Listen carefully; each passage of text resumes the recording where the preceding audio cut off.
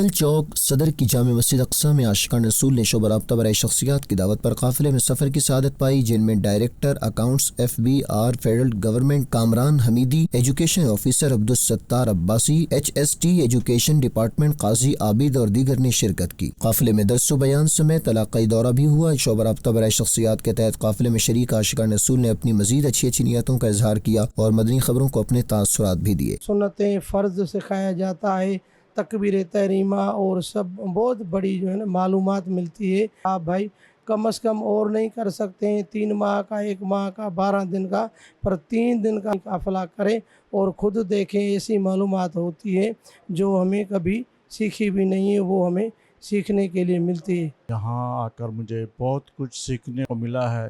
ایسی چیزیں مجھے سیکھنے کے لیے ملی ہیں کہ جو زندگی میں ہم نے چیزیں وہ نہیں سیکھ پائے تھے۔ الحمدللہ اس ماحول کے اندر جو بھی آتا ہے اس کو بہت کچھ سیکھنے کو ملتا ہے۔